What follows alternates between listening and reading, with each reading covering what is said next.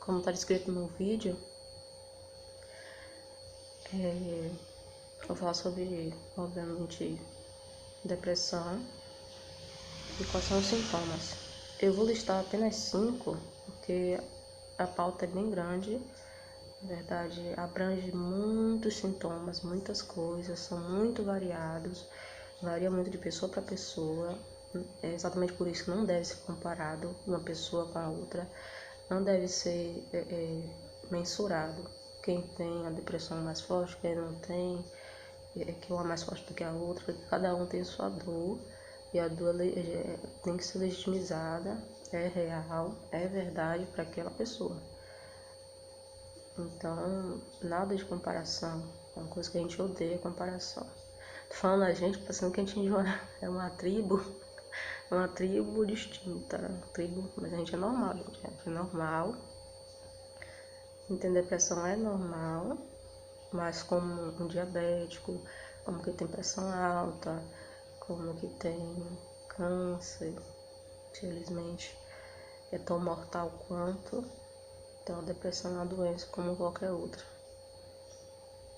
Muitas vezes muito pior do que qualquer outra doença, muito pior mesmo, porque a mente, ela cuida, né? Ela faz parte, ela movimenta todo o corpo, então a cabeça mexe o organismo por completo.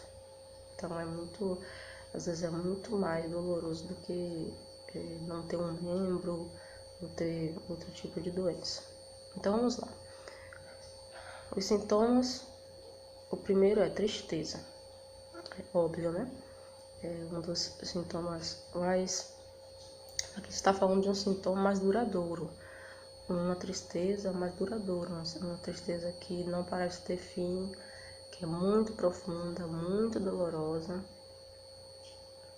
e que normalmente não é todo mundo que sente esse tipo de tristeza. Tem coisa que as pessoas tiram de letra, tá de boa, mas para uma pessoa que é depressiva, por exemplo, tem pessoas que conseguem se recuperar após a morte de um ente querido, né? Só que já tem outras pessoas que não conseguem superar. Elas continuam sentindo aquela dor, continuam sofrendo muito e possivelmente pro resto da vida. Algumas se tratam e conseguem vencer a doença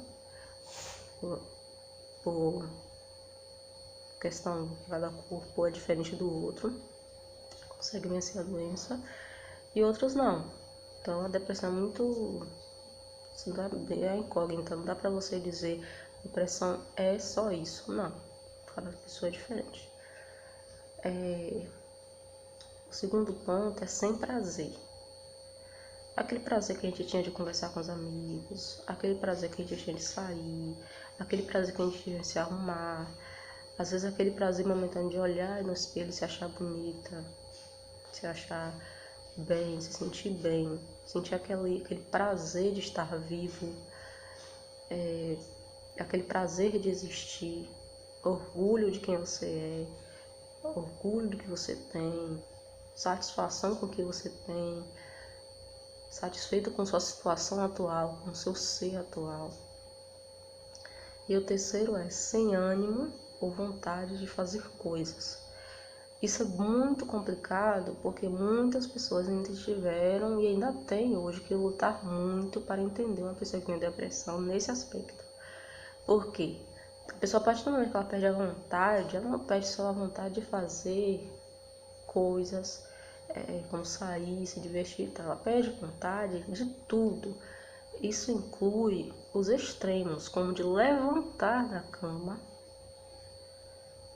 como de abrir os olhos, sente vontade, perde a vontade, o ânimo de comer, sente o ânimo de viver, não tem ânimo para nada, nada satisfaz, nada é gostoso de fazer como era antes. Às vezes a gente se pega até nisso, porque antes para mim era tão prazeroso isso e hoje já não é como era antes. Mas a gente tem aquela noção, aquilo é bom para mim, só que o meu corpo não reage, meu corpo não sente, né?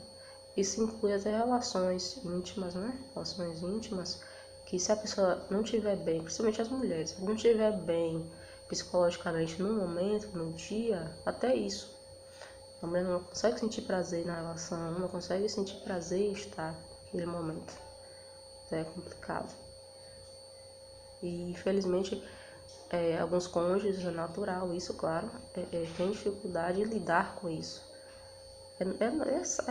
É notório isso e é plausível isso, porque se a gente que está vivendo aquilo não consegue lidar bem com aquilo, quanto mais quem não entende, quem não está sentindo aquilo. Então tem que ser de extrema empatia para conseguir entender.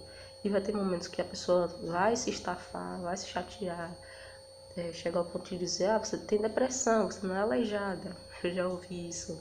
Você tem depressão, mas não é aleijada. Então você leva a fama de preguiçoso, leva a fama de não ter força de vontade de fazer as coisas, não, não tem garra para fazer as coisas. Então, e isso envolve até a questão de trabalhar fora e tudo mais, então é bem complicado. E o quarto é a ansiedade. A ansiedade é muito complicado, porque eu acho que no momento que você tem ansiedade, você pode sentir coisas como ataque cardíaco. Meus gatos é minhas paixões, mas tem hora que tá... Você pode sentir ataque cardíaco. Por exemplo, no meu caso, quando eu tenho uma crise de ansiedade, eu sinto todos os sintomas da pessoa que está tendo infarto. Eu sinto dormência no braço direito, no braço esquerdo. Sinto a dormência, começa primeiro pelos dedos, as pontas dos dedos. Aí vai tomando conta do braço, mas principalmente nos dedos. Na língua.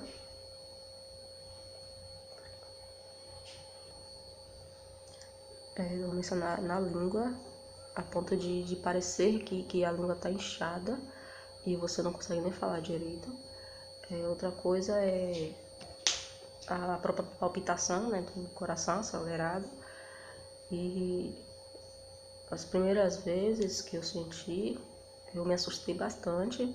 E as pessoas estavam ao meu redor, minha família e tal, porque realmente parecia de fato. E o médico, quando conversou comigo, ele não falou que não era, eu não estava sentindo aquilo. De fato, eu estava sentindo, mas não era ataque cardíaco. Ataque cardíaco, né? Era apenas ansiedade, apenas entre aspas, né? O que é muito ruim, sentir todas aquelas coisas e descobrir. Já chegou ao ponto de eu ser maltratado no posto. Eu ia com muita frequência, porque eu tava dando crise uma em cima da outra. E eu chegava lá pedindo ajuda, socorro. E teve uma enfermeira que chegou pra mim e falou: não adianta fazer nada, não adianta falar, não adianta. Porque isso é só emocional. Se acalme, se controle, porque aqui não tem estrutura para cuidar disso. Só que é engraçado, porque eu fui no CAPS uma vez que eu tava tendo...